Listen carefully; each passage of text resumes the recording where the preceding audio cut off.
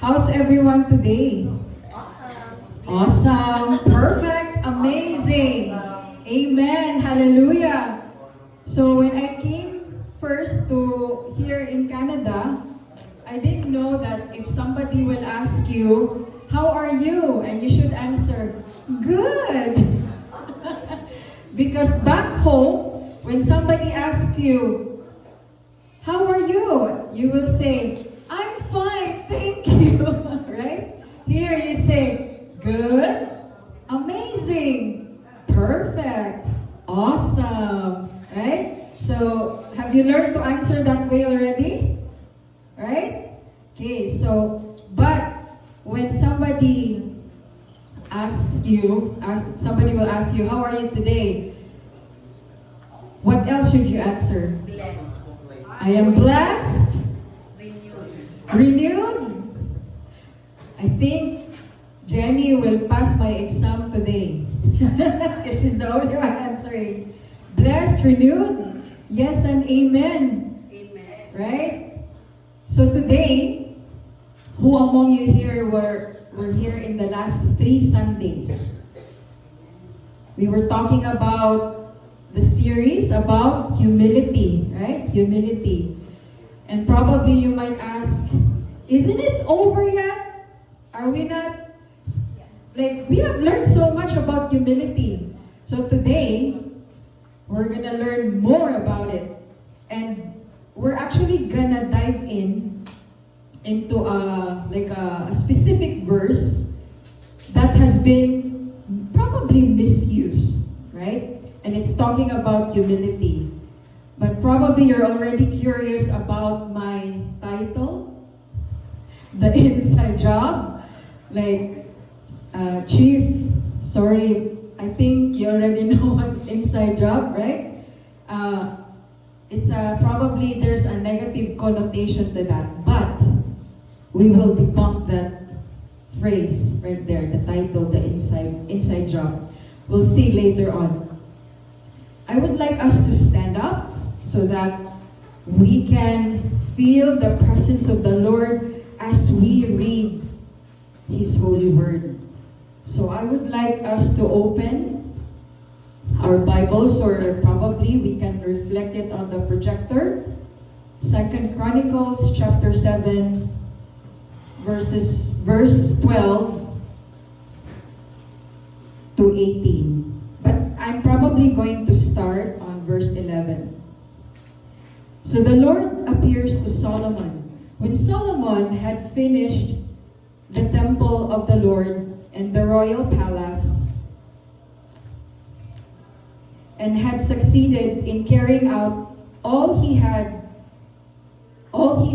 in mind to do in the temple of the Lord and in his own place, the Lord appeared to him at night and said, I have heard your prayer and have chosen this place for myself as a temple of sacrifices. When I shut up the heavens so that there is no rain or command locusts to devour the land or send a plague among my people, if my people who are called by my name will humble themselves and pray and seek my face and turn from their wicked ways, then I will hear from heaven and I will forgive their sins and will heal their land. Now my eyes will be open and my ears attentive to the prayers offered in this place. I have chosen and consecrated this temple so that my name may be there forever. My eyes and my heart will always be there. As for you, if you walk before me faithfully as David your father did, and do all I command, and observe my decrees and laws, I will establish your royal throne as I covenanted with David your father when I said, you shall never fail to have a successor to rule over Israel. This is the word of the Lord. Hallelujah. You may be seated.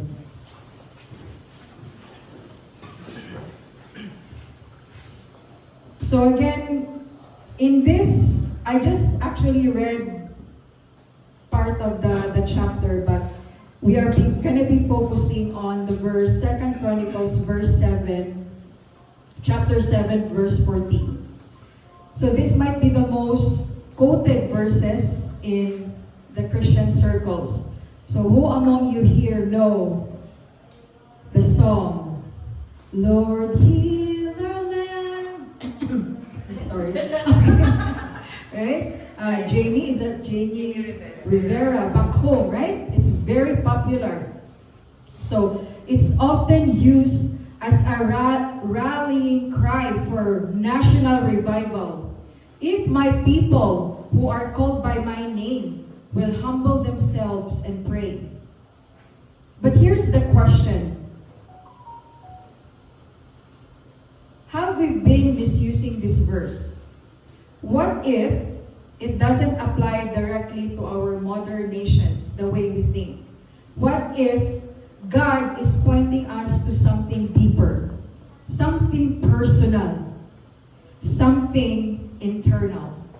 So today I want to show you, God wants to show you that this verse is not primarily about governments or countries. It's about us. It's about us individuals. It's about us, the believers, His people. It's about you and me. And the key message is this: humility is an inside job. Revival begins in the heart before it ever touches the land. So why is it very important that I read the verses prior and after?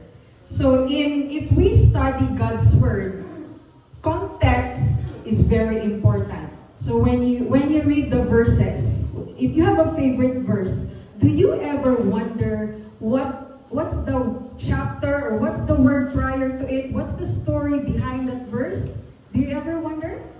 And have you ever looked or dig deeper into that verse? So that's why context is important. And it's the key to understanding God's Word. So without context, we risk misinterpreting God's Word and applying it in ways He never intended. So there are several layers of context that we must always consider. So first is the immediate context. What comes before and after the verse? Scripture is not a collection of random sayings. It's a continuous story. Now, there's also what we call larger biblical context. How does this verse fit into the overall story of Scripture? The Bible is one unified narrative pointing to Christ. And then there's also what we call historical and cultural context. So how did the original audience hear these words? What was happening in their world, in their covenant, in their culture? So context is so important. A verse that seems straightforward when quoted in isolation may mean something significantly different when read in its proper setting. So, okay, think of it like reading a text message out of context. That's why I asked you earlier, how are you today? So if someone answers you, fine, fine. How do you interpret it? You don't even know if fine would mean I'm good or fine, I'm upset. Like, fine, Bill does this to me all the time. Fine, Mom. Right? So the meaning depends on the conversation around it. Scripture works the same way. And so when we read 2 Chronicles chapter 7 verse 14, we must remember it was spoken to Solomon, to Israel, under the Old Covenant. Because this is actually found in the Old Testament. It was God's roadmap for His people when they strayed. it is not a blanket promise for modern nations. So, like, say, probably all of you have heard again that song, right? Lord, heal our land. Here we go again. But it does reveal God's heart for individuals who humble themselves and return to Him. So what was God's roadmap to Israel?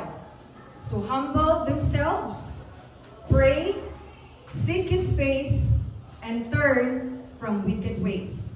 So Israel didn't deserve forgiveness. They deserved judgment. Yet God said, if you return, I will restore. And that's the heart of God. Not to give us what we deserve, but to give us what we need. And that's forgiveness. That is healing. That is restoration. So the Old Covenant versus the New Covenant. What should we know about it? So here, where we often misapply the verse, so many Christians today quote 2 Chronicles chapter 7 verse 14 as if it guarantees national revival. But remember, this was spoken under the Old Covenant. We live under the New Covenant. Our righteousness is not based on our obedience. Where is our righteousness based on? On Jesus Christ. Thank you, Mommy. On Jesus Christ's obedience. Jesus fulfilled the Old Covenant and established the new. Amen? Amen. Amen? You're so serious. Very serious. Okay, we might have an icebreaker. You want an icebreaker? Okay. So this verse is not a promise that God will save every nation. Okay? That God will save every nation if we pray hard enough. Okay? Instead, it's a principle. It's a principle when individuals humble themselves and repent, God forgives and restores. Amen? So, how do we apply that in our lives? How do we apply that today? Personally and missionally, like as a church, as a God's worker, right? Personally, each of us must ask, where do I need to humble myself? Can you ask that to yourself? What area of my life do I need to humble myself? Where do I need to turn back to God? When we do, He forgives. Not because of our righteousness, but because of Christ's finished work. Amen? And then, as a worker, as we serve God, as forgiven people, we carry this message into our workplace. We carry this message into our families and communities. Right? Amen? And change individuals can change communities. Change communities can influence the nation. God may not promise national revival, but He promises personal salvation to every heart that turns to Him. Hallelujah. Amen. Amen.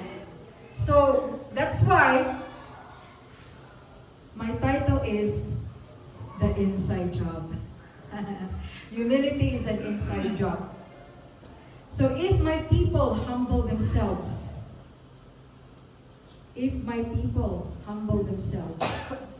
notice God doesn't say, humble your neighbor, humble your husband, humble your child, humble your nation. He says, humble themselves. Humble yourself. Amen?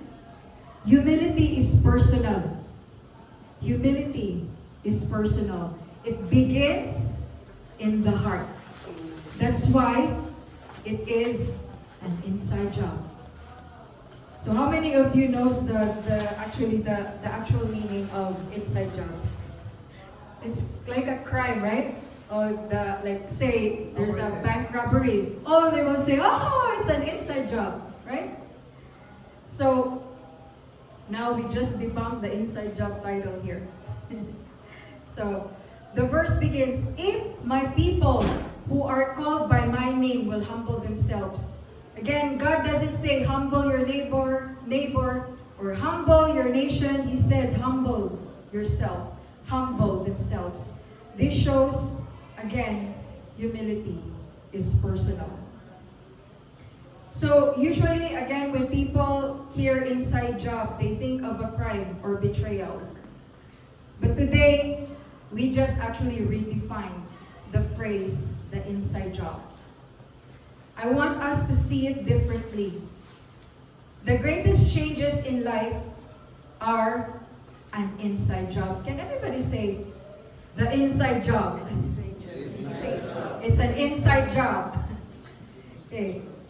It's about working on yourself first, your heart, your mind, your spirit, before you can change the world.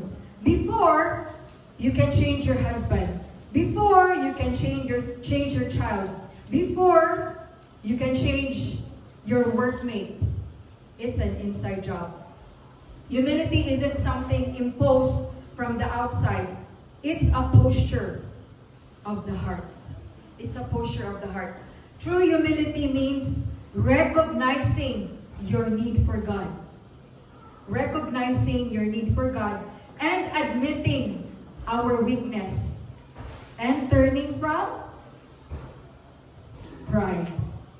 Turning away from sins. Yes.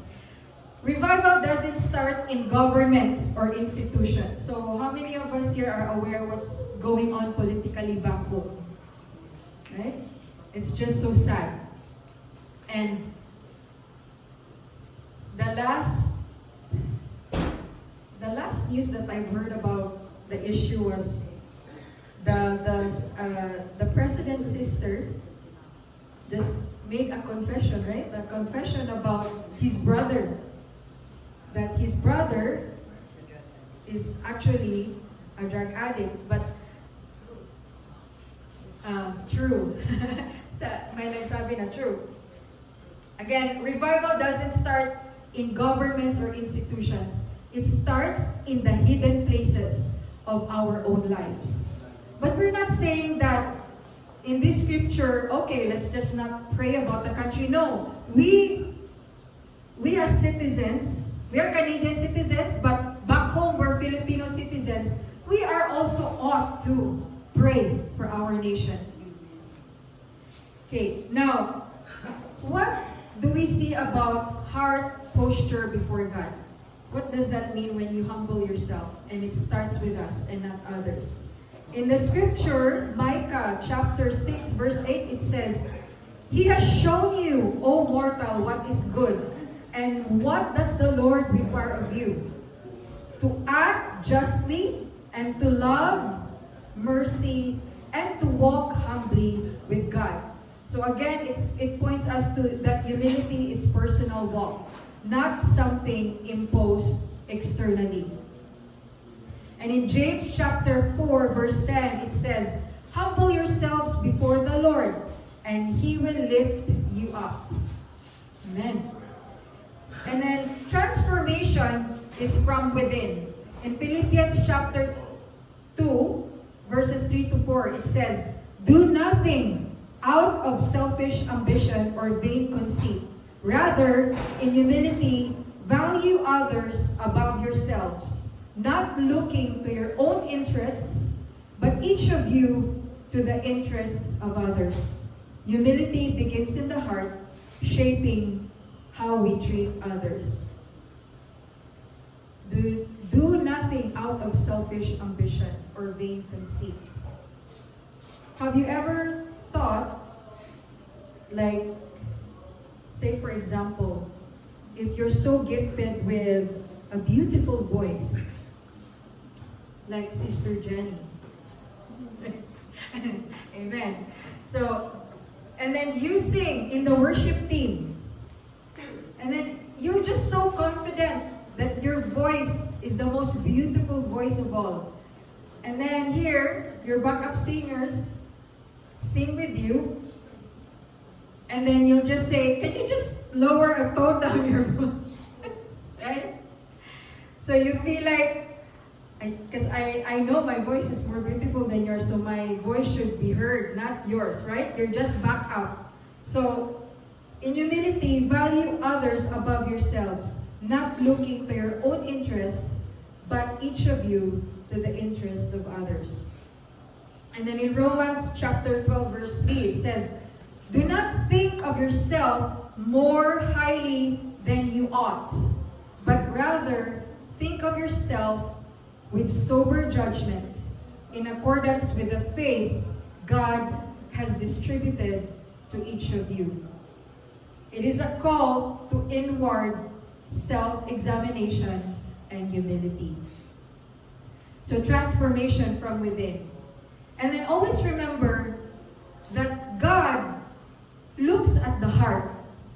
God looks at your heart. So in 1 Peter chapter 5, verse 6, it says, humble yourselves, therefore, under God's mighty hand, that He may lift you up in due time. Again, humility is something we choose internally. And in Matthew chapter 23, verse 12, for those who exalt themselves will be humbled, and those who humble themselves will be exalted. Humility is a personal decision that God honors. And we were just talking about nation revival. So, probably, the first thing we need to do before we can complain about, oh, what's going on with the government? Why is this like this? Why is this like that? But we have to also examine ourselves, because revival starts in the inside. The revival starts in the inside. Revival begins with self-examination, not pointing fingers outward. Oh, kasi dahil ganyan yung ginawa mo. Oh, dahil ganito, ganyan. Right? In Psalm chapter 51, verse 17, it says, my sacrifice, O God, is a broken spirit, a broken and contrite heart. You, God, will not despise. True humility is an inward posture of repentance. And in 2 Corinthians chapter 13, verse 5, examine yourselves to see whether you are in faith. Test yourselves. Revival begins with self-examination, not pointing fingers outward. Again, I know this is already the third Sunday about humility. But let's examine ourselves if we have already humbled before God. Let's examine what else do we need to surrender to God, to fully embrace, to fully, without hesitation, to fully feel God in our lives. In any walk of your life, have you already surrendered everything to the Lord? Have you humbled down to the Lord? Humility is not something we impose to others. True humility is an inside job. It begins in the heart, in the secret place where we bow before God. So I'm not actually going to make my message too long today. But always remember, sometimes the world tells us, and that's actually the lie of the enemy, right? Especially if we feel like we are always righteous. And the enemy will tell us to fix others first. But God tells us start within ourselves. And that is true inside job. Amen? Let's just bow down our heads and close our eyes as we pray.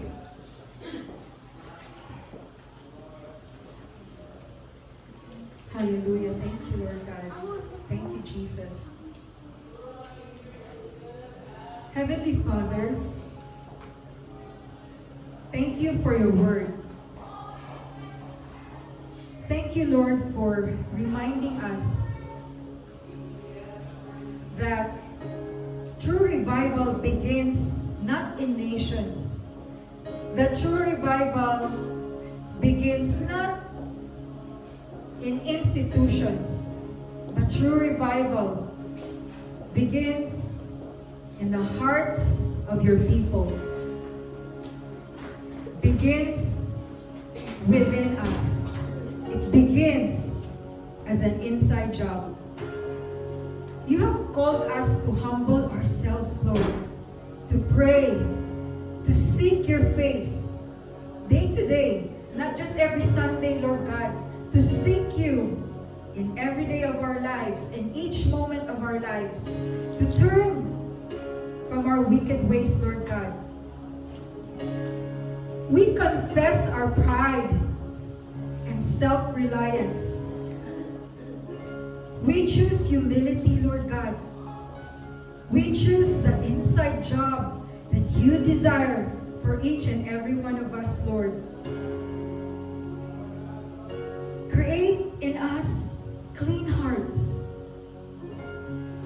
Create in us, Lord God, a pure heart. And you renew a right spirit within us, as you have said in your word, Lord God. Cast us not away from your presence. Teach us to walk humbly with you, to value others above ourselves, and to live in obedience to your will, Lord God. Father, heal our hearts. Heal our hearts, Lord God, so that you may heal our homes, you may heal our marriage, you will heal our relationships, Lord God, towards our friends, our workmates, towards our sisters, our brothers, or anyone who have wronged us, Lord God. To heal our communities and to heal our nation. Let the transformation you have begun within us overflow into the world around us, Lord God. And may we be living testimonies of your grace, your mercy, your truth, and above all, Lord God, your love. We give you all the glory. We give you all the honor and praise. In Jesus' mighty name, we pray. Amen. Hallelujah. Glory to God. Thank you, Lord.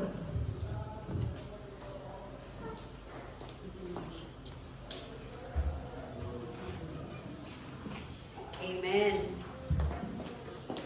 And of course, before we proceed sa tithes and offering, a little contribution of Pastora Michelle's message about humility. And an example niya si Ate Che. Actually, last night, Ate Cherry was like, you know, she has a beautiful voice and she was telling me, Jen, you sing your full voice. You still have a lot to, may ilalabas ka pa. You know, how she humbles herself to make others shine. But those are just like a small kind of humility. But I just wanted to share, as part of the testimony, when we were in the office, it's this week's, we were given a task, each one of us in our committee, that they gave us a topic and then we share our insights about the topic. And one of the things that I shared, which is relevant to this topic, is the hollow and horn effect. Do you guys have a hollow and horn effect? Do you guys are aware of that? Even at work, you didn't? Okay, good. So the hollow and horn effect is our natural human biases wherein we judge people based on single trait. Hollow effect is positive, like this. Pastora Michelle is a pastor. She won't say anything bad to any of us. You know, that's a halo effect. You base your judgment because you see one positive trait to a person, you neglect any other traits. So parang that person has no more room for improvements. Oh, she speak eloquently, ang galing niya magsalita. So lahat na sasabihin niya paniniwalaan mo. Kasi yun na yung na-feed sa mind mo eh. That's already in your mind. That there's no way that she will speak ill to any other. Kasi she's a pastor. You know? That's a halo effect. We judge people based on one positive attitude and we neglect any negative attitude anymore. So we don't have, we don't correct people na. Horn effect on the other side is judging people based on one negative trait. And we are all guilty of this, no exception. You heard na, ay, yung taong yan, napaka-chismosa. Huwag ka makikipag-usap dyan. You know? She will not say anything. And then, you no longer see the positive trait of the person that contradicts your negative thought because you already have something in your mind that that person will not do anything good to you. So you judge the person entirely because of that one single trait that you've seen or heard about that person. So that's the horn effect.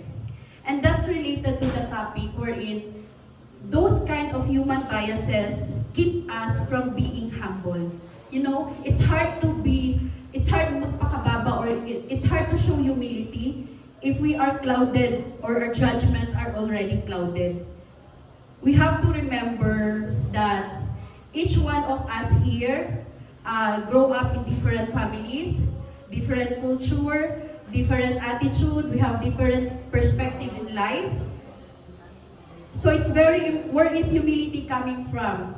It's through that, kaya di ba, there's only 2 commandments. And if you summarize the 2 commandments in New Testament, it's all about love. Because if everything else overshadowed all the goodness, it's love that will bring us back to that person, to see that person, and to acknowledge that one, we have to have humility. Amen? So just sharing you. And I want to share the verse from 1 Samuel 16:7.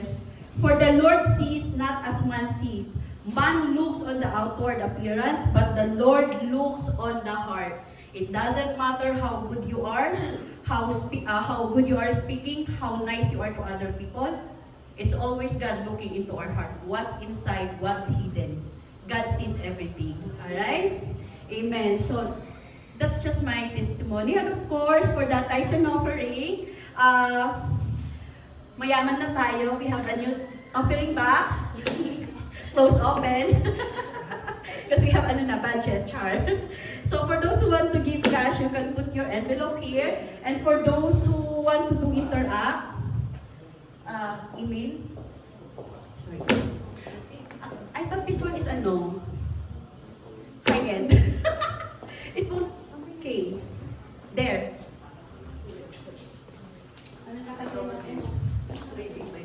Alright, everybody. So while we are singing the Trading for Sorrow, you are all welcome to put on your offering. Amen. Hallelujah. Amen. Hallelujah. Baka may natitira pa dyan. I-trade na natin sa Panginoon. Amen. Para wala nang pain, wala nang shame, no sickness that's ready to God. As we sing this song, Trading My Sorrow, I invite everyone to please stand up and sing with us. Amen.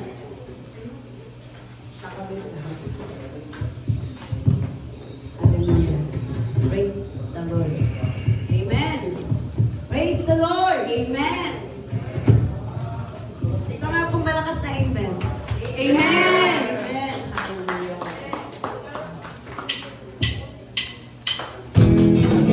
Let's sing our sorrow to the Lord. I'm trading my sorrow.